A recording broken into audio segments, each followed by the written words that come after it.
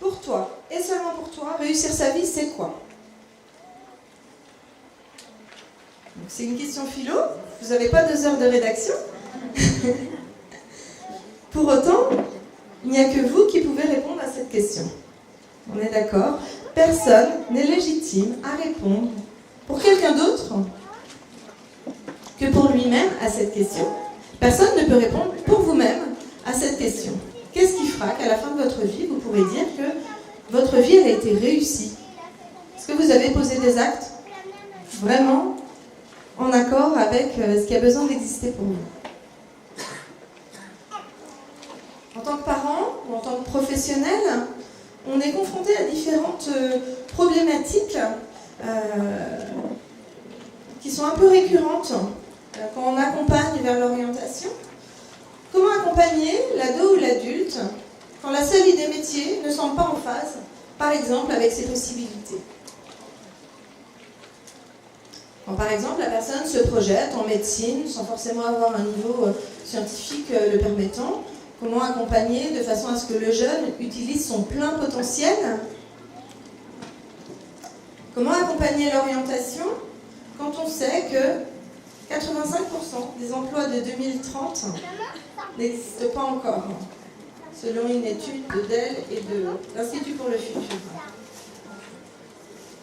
Et puis accompagner les jeunes selon une vision métier, quand on sait qu'ils changeront de nombreuses fois de métier.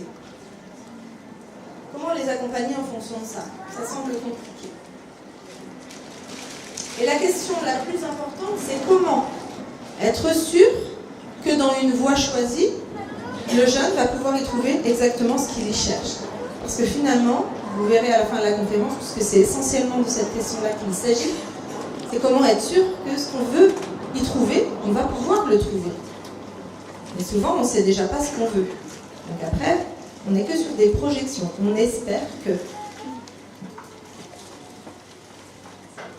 C'est parce que dans l'approche métier, je n'ai pas pu trouver ma voie qu'aujourd'hui, je prends les choses autrement. Et donc, on va aborder la question du sens. Et je vais vous parler, dans le plan de cette conférence, de 2 notions essentielles. Ce que je vais appeler les critères d'épanouissement, qui ressemblent à des pièces de puzzle de votre épanouissement.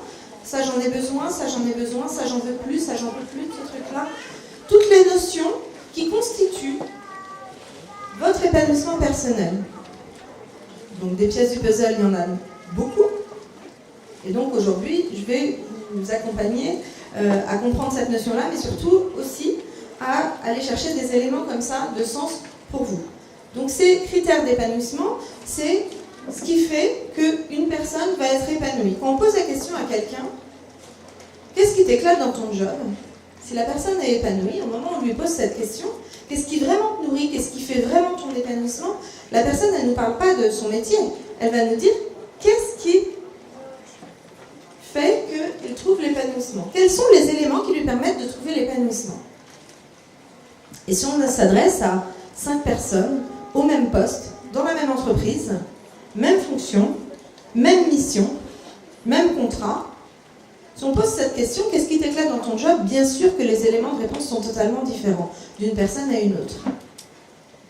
Donc c'est bien ce qui fait qu'il y trouve l'épanouissement, les critères d'épanouissement.